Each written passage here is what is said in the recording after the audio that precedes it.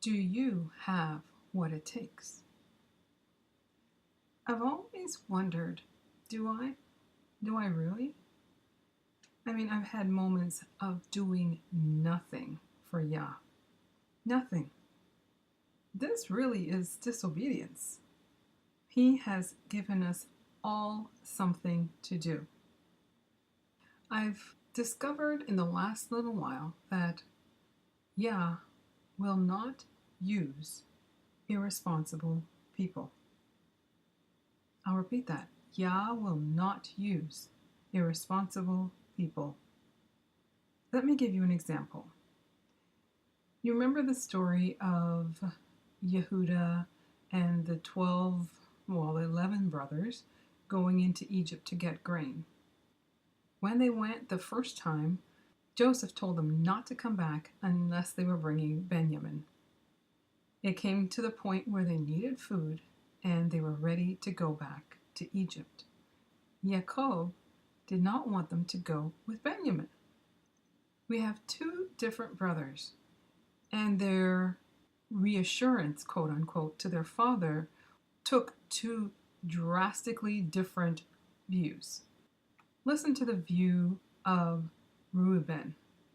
Reuben, in chapter 43 of Genesis, Bereshit, said to his father, verse 37, Reuben said to his father, "You may put both of my sons to death if I do not bring him back to you. Entrust him to my care, and I will bring him back." Interesting. Now, listen to what Yehuda says to his father in verse 8 of chapter 43. Then Yehuda said to Israel, his father, "Send the boy along with me, and I will go at once, so that you and our children may live and not die." Verse 9, "I myself will guarantee his safety. You can hold me personally responsible for him. If I do not bring him back to you and set him before you, I will bear the blame before you all my life." Verse 10, "As it is, if we had not delayed, we could have gone and returned twice." Both of them said they're going to bring food back and supposedly bring Benjamin back. But the first one, Reuben, says, "You can take my children's lives if I don't come back with Benjamin." Not only will Yaakov lose two sons, he will lose two grandsons? That doesn't make any sense. It's an irresponsible thing to say. Yehuda, on the other hand, says, "I will bring him back. My honor is at stake. I will bring him back." And because of this and a few other things, instead of being the one that's exalted because he's the first, Reuben does a few things that are crazy, but Yehuda does honorable things even though he sins, and he gets exalted as the first. Yehuda vouches for Benjamin, and after the Assyrian invasion in 722 BC, it was Yehuda and Benjamin that remained. Yehuda kept his word. Yehudans kept their word, and they looked after their little brother. I found that really, really cool to discover or remember, because I don't think we remember where the whole thing started. The next example is Hezekiah and the fact that he had no children. Now, a lot of people think that Yah changed his mind and lengthened Hezekiah's life. Hezekiah had a certain amount of days entrusted to him, but he was going to get his days shortened because of disobedience. Everyone thinks, what did he do? He was a king. He was honorable. Yah gave man a command in Genesis chapter 1, verse 28, and that was to be fruitful and multiply and replenish the earth. Hezekiah was disobedient. He was 37 years old, which is very, very odd for an Israelite in those days to not have children. So what did he do? He turned around. He had He got married, he had a child, and his whole thing was he didn't want to have a seed that was not honorable. Yah said that was not his job. His job was to be fruitful and multiply.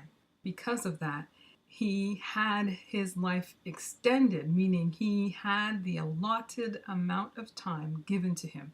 His life would have been shortened had he not been obedient. Yah uses those who are responsible. Now, we all know the parable of the talents. I'm going to read that for you. It's in Matthew chapter 25, verses 14 to 30, but I'm only going to read the first few verses. Verse 14. For, this is Yahushua talking, it will be like a man going on a journey who has called his servants and entrusted them to his property. To one he gave 5 talents, to the other 2, to another 1, each according to his ability. Then he went away. He who had received the 5 talents went at once and traded with them, and he made 5 talents more. So also he who had the 2 talents made 2 talents more. But he who had received the 1 talent went and dug in the ground and hid his master's money. Ha! He hid his master's money. Now, I don't know about you, but I don't think that burying money will ever increase money. If you bury a seed, most likely a plant will come up and you can get fruit from that. But burying money will never give you more money. Yah can't use your talents if you are sitting on them or have buried them. I'll give you an example that is closer to home. Me. I used to sing all the time. In fact, when I was just about to leave high school, my music teacher told me to audition for a very prominent youth choir in our city. And this particular choir geared you towards the adult version of the same choir. Well, I auditioned, and to my surprise, they said that I could be a first soprano. Now, I generally sing alto, so that was a very big surprise to me. 2 weeks later, I auditioned for my piano teacher's choir, and he took me down the scale and decided that I would be a second alto, meaning I would sing a lot of the men's parts if necessary.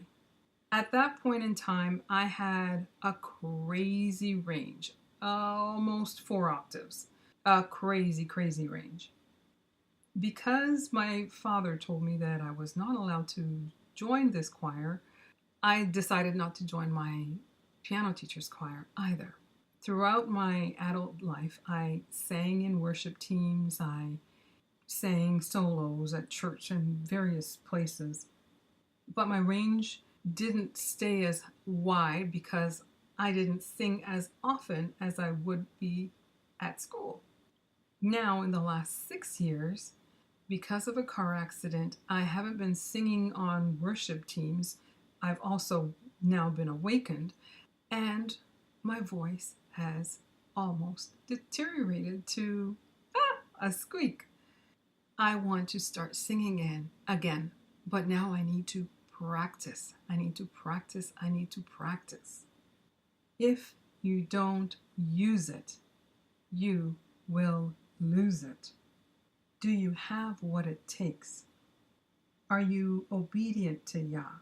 Can Yah trust you with what He's given you already? I have a news flash for you. He will not give you more until He can trust you with what you already have. Are you using your talents for Yah? Are you?